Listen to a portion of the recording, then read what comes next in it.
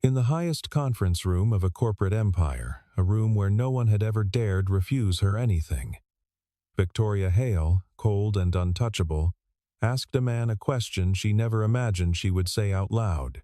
"Why won't you date me?" The man was Ethan Cole, an ordinary single father. He looked at her for a long, long moment, and then he answered with a single sentence that cracked something open inside her chest. "Because I've already seen what loving someone like you costs."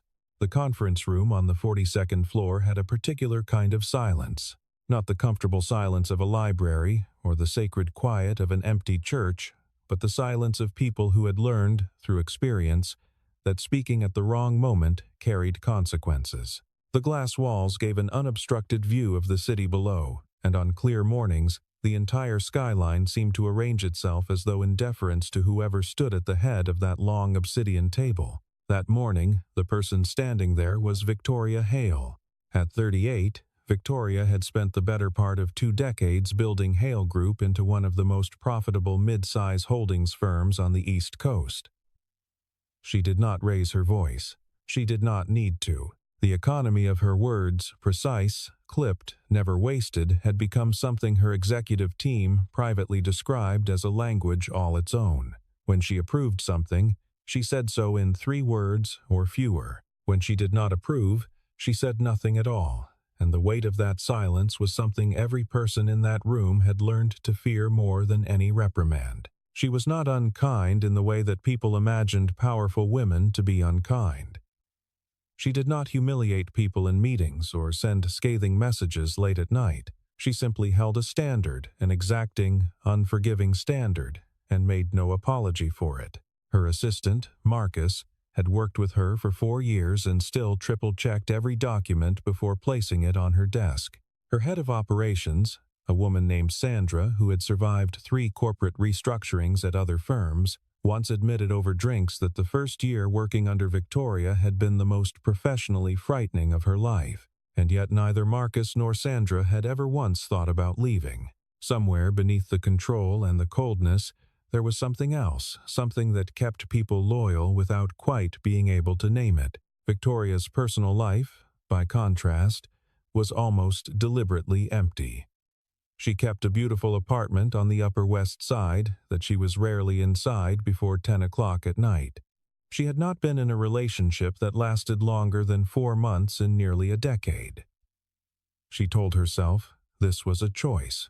She told herself this quite often, actually, in the way that people repeat a thing until repetition becomes a substitute for truth. 47 blocks south and 11 floors down from any skyline, Ethan Cole was making breakfast. He was not running late. Ethan was almost never late, but the morning had the particular gentle chaos that comes with raising a 5-year-old on your own.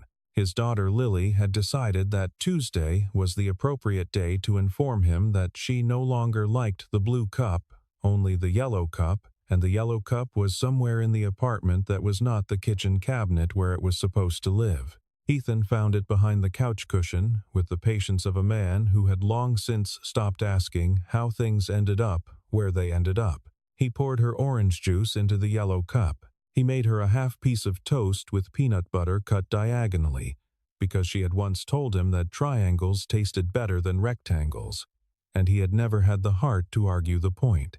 He packed her backpack, double-checked that her library book was inside, and reminded her for the 3rd morning in a row that her rain jacket went over her regular jacket, not the other way around. Lily informed him that she was aware of this. Her tone suggested she found the reminder unnecessary. He was 34 years old. He ran a small, independent IT services company with 2 part-time contractors and a growing roster of mid-size corporate clients. It was not glamorous work. It was, more often than not, the kind of work that involved crawling under raised flooring to trace a cable fault or sitting in a server room at 6 in the morning running diagnostics while everyone else in the building was still asleep. But it was reliable, and it was his, and it let him be the one who walked Lily to school in the morning and the one who was waiting when she came out in the afternoon. That mattered more to him than anything a different kind of ambition might have offered. 2 people. 2 lives. The distance between them was not just geography. The call came through his business line on a Wednesday. Hale Group's operations manager had found his firm through a referral, something about recurring network failures in their secondary server infrastructure that their internal IT team hadn't been able to resolve. The contract was for 3 days of diagnostic work, possibly more. Ethan took it, handed Lily off to his neighbor Mrs. Patterson for the afternoon pickup, and drove uptown. He did not know, stepping into the elevator of that glass tower, that 3 days would become 3 weeks. He did not know that the woman waiting on the 42nd floor was already famous in certain circles for making grown adults second-guess their own competence. He rode the elevator up with a tool bag over one shoulder and a coffee from the cart on the corner, and he thought mostly about the network diagram his contact had emailed him that morning and what it suggested about where the fault was likely originating. He was not thinking about Victoria Hale at all. She noticed him the way she noticed most new contractors, which was to say, barely. He was escorted to the server room by Marcus, given a brief orientation, and left to work. The first day passed without incident. The second day, Ethan identified the fault, a cascading configuration error that had originated not in the hardware, but in a policy decision made 6 months prior that had created a conflict in the network's load distribution protocols. It was not a complicated problem once you understood its source, but its source required someone to say something that no one in the room particularly wanted to say. He said it in the afternoon briefing. Victoria was present because the operations manager had requested her sign-off on whatever solution was proposed. Ethan laid out his findings, clearly the error, its origin, the decision that had triggered it. He did not editorialize. He did not soften the language. He simply described what had happened and what it had cost the system, and the room understood, without him saying it directly, that the decision in question had been Victoria's own. The silence that followed was a different quality from the usual silence of that room. It had weight in it. Victoria looked at him for a long moment. He met her gaze without flinching, not because he was trying to be brave, but because he simply did not appear to register that flinching was an option he was supposed to consider. He was waiting for her response. That was all. "How long to implement the fix?" she asked. 2 days, he said. "Maybe less." "Then do it," she said. And that was the end of the meeting. He was not remarkable to her. Not yet. But something about the exchange stayed in the back of her mind the way a small stone stays in a shoe, not painful exactly, but present, persistent. The fix took a day and a half. Ethan delivered a written summary of his findings, invoiced for his time, and prepared to close out the contract. But the operations manager, Sandra, reached out the following week. There was another issue, smaller, a different system. Would his firm be available? He was. He came back, and then he came back again. Over the course of the next several weeks, Victoria found herself noticing things she had not expected to notice. Ethan Cole did not behave the way contractors typically behaved in her building. He did not attempt to ingratiate himself with anyone on the executive floor. He did not make small talk with the people who had the power to extend his contracts. When he completed a task, he completed it, documented it properly, communicated what had been done and why, and then he left. He was never the last person in the building. He was, in fact, usually one of the first to go. She mentioned this to Marcus once, in a casual way that she later recognized was not particularly casual. "He leaves at 4:30, she said. "Every day, without exception." Marcus, who knew better than most when to be careful, said simply that yes, he had noticed that as well. She did not ask why. She did not need to. She had already observed what happened at 4:30. On a Tuesday afternoon, she had passed the open door of a small meeting room that Ethan had apparently been using as a quiet space during a break, and she had seen him on a video call. The screen was angled toward her for only a moment before she moved past, but it was long enough.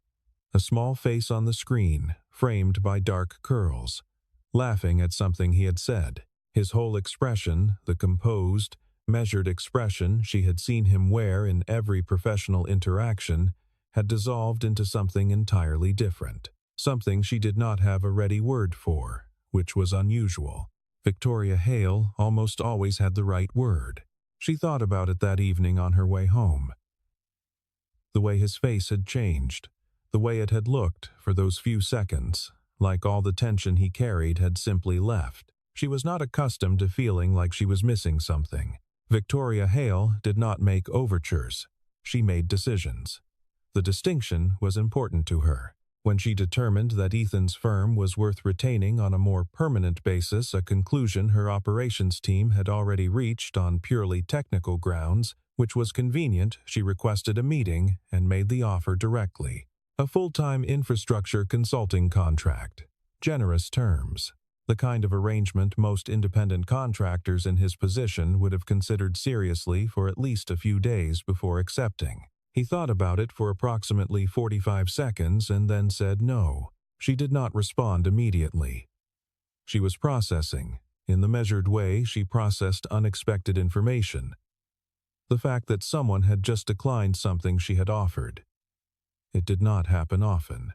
The offer was good, better than good, actually.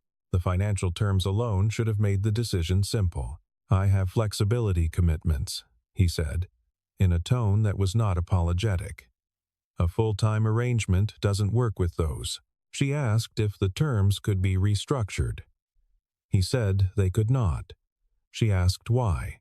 He said simply that his schedule was not negotiable, and he said it without any apparent awareness that this was an extraordinary thing to say to a CEO in her own office about her own offer.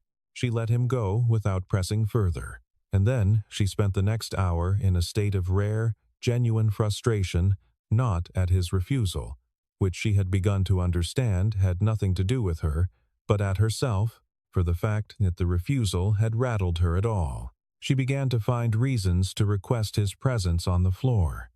She was aware she was doing this. She was less certain what to do about the fact that she was aware.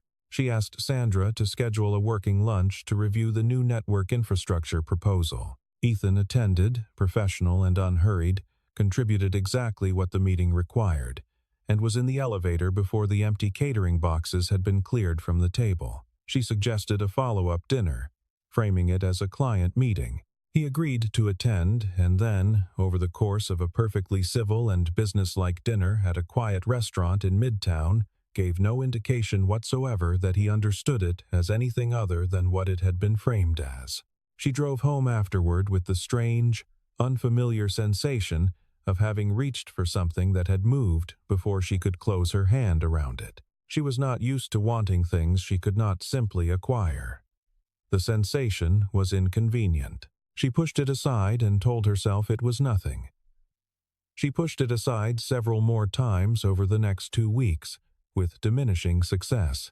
The morning she met Lily was an accident. Ethan had been called to the building earlier than usual for a system maintenance window that required the network to be taken offline before business hours. He had mentioned, in the matter-of-fact way he mentioned most things, that his usual morning arrangement had fallen through and he had needed to bring his daughter with him. Sandra had approved this without consulting Victoria, which was technically within Sandra's authority, and by the time Victoria arrived at 7 in the morning to prepare for a board call, Lily was already sitting in the small kitchen adjacent to the executive floor, coloring with a concentration that suggested she had been raised to take coloring seriously. Victoria stopped in the doorway. She had not expected this. The child was perhaps 5 or 6, with the kind of focused expression that small children wear when they have decided something is important. She did not look up immediately. When she did, she showed no sign of being impressed or intimidated by the immaculately dressed woman in the doorway, which meant that Victoria was, against all odds, in the presence of someone who was not adjusting their behavior in response to her. "That's a lot of blue," Victoria said, gesturing at the page. Lily looked at the page. "It's the ocean," she said. "Oceans have a lot of blue." "They do," Victoria agreed. She came into the kitchen and poured herself a coffee, and Lily returned to her ocean with the quiet authority of someone who had already determined that the conversation was finished. Victoria found herself, inexplicably, sitting down at the small table. She watched the child color for a moment. Lily reached for a green crayon, considered it, and then held it out toward Victoria without looking up. "You can do the seaweed," she said. It was not a request. Victoria accepted the crayon. She was not sure how long they sat there. Long enough that when Ethan appeared in the doorway 20 minutes later, still carrying his tool bag, he found his daughter instructing a woman who controlled a 9-figure company on the correct technique for drawing underwater plants. He stopped. His expression went through several things in quick succession: surprise, something softer than surprise, and then something cautious that replaced the softness, the way a door closes quietly but firmly. "Lily," he said, "come on, sweetheart. Let's get your things together." "We're not done," Lily said. "I know, but I'm done downstairs, which means it's time for us to go." Lily considered this with the solemn fairness of a child who had learned that some arguments were worth making and others were not. She put the lid back on the green crayon. She looked at Victoria. "You should come back and finish it," she said. Victoria looked at the half-finished drawing. She felt something move in her chest that she could not immediately categorize. "Maybe I will," she said. Ethan said nothing on the way out, but the look he gave her as he guided Lily toward the elevator was careful and measured and entirely unreadable. She stood in the doorway of the kitchen for a moment after they had gone, holding a green crayon, and tried to remember the last time she had sat still and done something with her hands that had no measurable outcome. She could not. There was a woman before Lily, before the small apartment and the yellow cup and the very particular art of raising a child alone in a city that does not slow down for anyone. Ethan had loved her in the way young men love when they believe that love is a fixed thing, permanent and reliable, like load-bearing structure. Her name was Claire. She had been ambitious, which he had admired. She had been driven, which he had found beautiful. And when she had looked at the life he was building, careful, local, built around the people he could touch and hold rather than the goals he could chase, she had looked at it honestly and told him it was not enough. Not him. The life, she had said this with a kindness that made it worse. Lily was 18 months old. Claire left on a Thursday in November and was on a flight to San Francisco by the weekend. She was not a villain.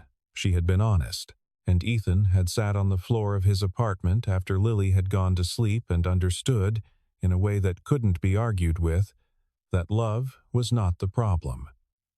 Love had been present. Love had not been sufficient. He had rebuilt around that knowledge. He had rebuilt carefully. Victoria's own wound was older and wore a different shape, but it came from the same raw material. The discovery that the people who said they loved you might love something adjacent to you far more. She had been 26, still proving herself, when a man named Daniel had spent 8 months close to her, attentive, consistent, warm, in the way that warmth can be studied and deployed. She had believed him. She had, for those 8 months, started to soften in ways she had not allowed herself to soften before or since. When she discovered that his interest had been primarily professional, that he had been using proximity to her to pursue a business arrangement with her firm's key investor, she had not cried. She had ended it in a single phone call, conducted from her car in the parking structure of the office building, and then walked upstairs and finished her workday. She had been more careful after that. She had been, in fact, more than careful. She had rebuilt herself around the principle that control was a form of safety, and safety was the thing that love had failed to provide. 2 people, 2 different wounds, 2 entirely different conclusions about what to do with them. It was this, more than anything else, that made the space between them something other than just distance. Something shifted in Victoria, and she noticed it the way you notice a change in pressure before a storm. Not by seeing anything, but by the way the air feels different against your skin. She stopped manufacturing reasons to see him. She found that she no longer needed to manufacture them, because she was aware of the real reason, and the real reason was something she needed to sit with honestly rather than strategically. She thought about him at the end of long days when the city outside her window was all lit up and her apartment was very quiet. She thought about the particular quality of his attention, the way he listened not in order to respond, but simply in order to understand.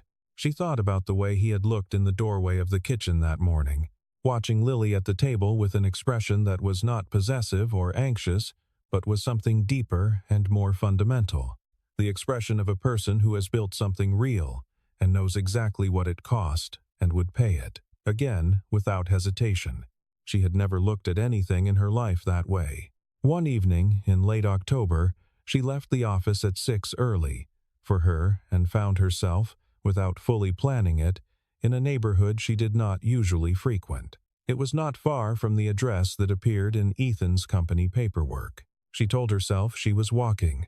She was not exactly walking. She was making her way to the small park 2 blocks from his building, with the specific vagueness of someone who has a destination but prefers not to acknowledge it clearly. She saw him from across the park. He was pushing Lily on a swing, or rather, he had been pushing her and had paused, and now Lily was demanding more momentum with the imperial confidence of someone who has learned that her father's response to demands is patient and good-natured.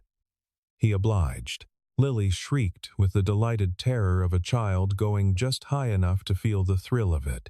Victoria stood at the edge of the park and watched them for a long time. She had everything. She had, by any external measure, won. She had built something that others had said could not be built, had sustained it through conditions that had broken other companies, had never asked anyone for anything she did not fully expect to earn herself. And standing in the cooling October air, watching a man push his daughter on a swing in a neighborhood park, she felt for perhaps the first time in her adult life like someone who had been very efficient at acquiring the wrong things. The feeling was not comfortable. It was, however, honest. She had been trained to value honesty in financial reports, in legal contracts, in performance reviews. She was finding it somewhat harder to value when it turned in her own direction. She wanted this. Not him, specifically. Not yet. She was too careful for that, too aware of what wanting without understanding had cost her before. But she wanted the quality of what she was watching, the ordinary warmth of it, the way a Tuesday evening could be, for some people, sufficient, complete. She had never in her life experienced a Tuesday evening as sufficient. The realization settled in her chest and stayed. There was a December evening that felt nothing like December. The office had emptied early for a company event that Victoria had attended for exactly 45 minutes before finding a reason to leave, and Ethan had been in the building for a final check on the server maintenance he'd completed that week. They crossed paths in the lobby, not staged, not arranged, just the ordinary coincidence of 2 people leaving a building at the same time. They walked out onto the street together. The air was mild for the season, faintly damp, and the city had the particular late-evening energy of a Friday that has officially become the weekend. There was no meeting to reference, no deliverable to discuss. They stood on the sidewalk for a moment, and for once, the professional scaffolding that had structured every previous interaction between them was simply absent. There was nothing to hide behind. She spoke before she had fully decided to. She had been carrying the question for weeks without knowing exactly how to ask it, and in the absence of the usual armor, it came out plainly, directly in the way that things come out when a person is tired of holding them. "Why won't you date me?" The words landed in the air between them. She did not look away after she said it. That was important to her, not to look away. She had spent enough time in boardrooms to know that the person who looks away first has already conceded something, and she was not willing to concede the question. Not this one. She had worked too hard and waited too long and done too much quiet, private, uncomfortable work inside herself to ask it with anything less than full directness. She watched him receive it. He was still for a long moment. Not frozen, not the stillness of someone caught off guard, but the stillness of someone who had been asked a question they had already asked themselves and already knew the answer to, and were now deciding whether to give it honestly. The street noise continued around them. A cab passed. Someone laughed on the far side of the block.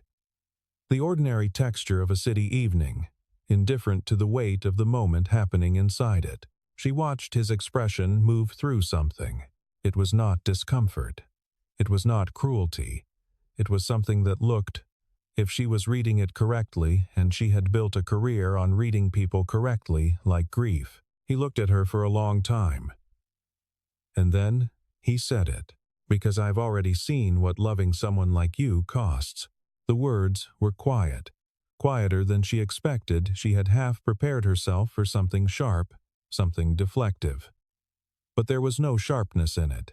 He did not say it to wound her. He said it the way a doctor states a diagnosis.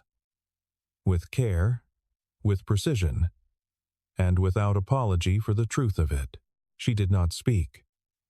The question now was hers to stay inside, he continued, and his voice had the particular evenness of someone who has rehearsed nothing but has thought about something a very great deal. He told her about what it had cost before. Not in detail, he was not interested in making her feel responsible for another person's choices, but in structure. The shape of what happened when the person you loved had a different center of gravity than you did. Not because they were wrong, not because you were right, but because the pull in two different directions eventually becomes something a child lives inside of. And he was not willing to let Lily live inside that. He had made that decision when she was 18 months old, and he had not found a reason good enough to revisit it. He told her this without accusation. He was not telling her she was too much.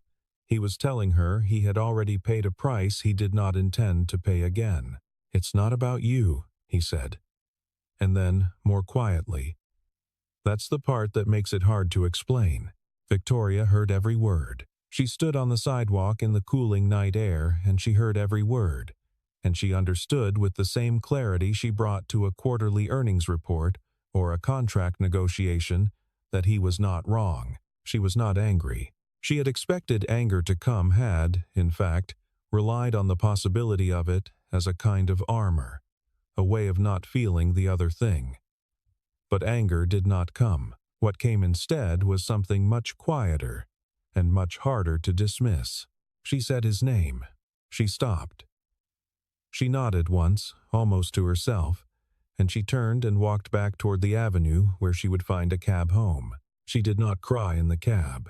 She sat in the back seat with her hands in her lap and the city moving past the windows, and she allowed herself to feel the full weight of what had just happened, without managing it or reframing it or converting it into something more useful. She had been turned away not with cruelty but with honesty, which was, she was beginning to understand, a far more difficult thing to recover from. The apartment was exactly as she had left it that morning. Beautiful, orderly, silent. She stood in the front hallway for a moment without turning the lights on. She had never lost a deal she really wanted. She had never presented a proposal that did not account for every foreseeable objection. She had built a career on the principle that preparation and intelligence and will, combined correctly, could overcome any obstacle. And none of that, not one piece of it, had served her in the slightest tonight. Because what Ethan Cole had said was not an objection to overcome. It was a boundary drawn from love. And she did not know, standing alone in her beautiful, silent apartment, whether she had ever in her adult life done anything from the same place. The weeks that followed were not dramatic. There were no outbursts, no grand gestures, no scenes in the rain. Victoria was not built for scenes in the rain. What happened instead was quieter and more important. She thought about what he had said. She thought about it on the drive to work and in the margins of meetings and late at night when the city was finally still. She thought about the fact that she had, for nearly 2 decades, built a life that was entirely legible in terms of what she had achieved, and almost entirely illegible in terms of what she had given. She thought about Lily holding out a green crayon, not offering, exactly. Assuming that the woman in the doorway would want to be included, that she was someone who could be trusted to color seaweed correctly. She thought about that more than almost anything else. She began, very slowly, to do things differently. She left the office at 6 more often. She started calling her younger sister, who lived in Portland. On Sunday afternoons, calls that lasted longer than 10 minutes and covered topics that had nothing to do with business. She joined a cooking class on Wednesday evenings, not because she expected to become a good cook, but because the instructor, a retired chef named Francis, had the kind of patient authority that reminded her, uncomfortably and usefully, of what it felt like to be genuinely new at something. She was not good at being new at things. She practiced it anyway. She did not seek Ethan out. The professional relationship continued in its professional capacity. His firm completed 2 more projects for Hale Group in the early months of the following year, and their interactions were courteous and direct, as they had always been. She did not try to engineer anything. She was done with engineering. Spring came late that year, the way it sometimes does in the city, grudgingly, incrementally, tulips pushing up through ground that still felt like winter. Victoria was walking back from a lunch meeting on a Saturday in April when she turned onto a street she did not usually take and found herself at the entrance to the same small park where she had watched, in October, a father push his daughter on a swing. Lily saw her first. She broke away from Ethan's side with the velocity of a child who has spotted something she was not expecting but is very pleased about. And before Victoria had fully processed what was happening, there were small arms around her waist and a face buried against her coat. "You came back," Lily said, with the certainty of someone who had simply expected this. Victoria put her hand on the child's back. She felt the rise and fall of her small breathing. She looked up. Ethan was watching from where he stood on the path, a paper coffee cup in one hand, his expression open in a way she had not quite seen before. Not guarded, not cautious. Something else, something that was beginning to look carefully and tentatively and without any rush at all, like the possibility of trust. He walked toward her. Lily was already chattering something about a bird she had seen that morning. An important bird. A bird whose species she had definitively identified as the most interesting bird she had ever personally encountered. Victoria listened. She looked at Ethan over the top of Lily's head, and he looked back at her. He did not say anything for a moment.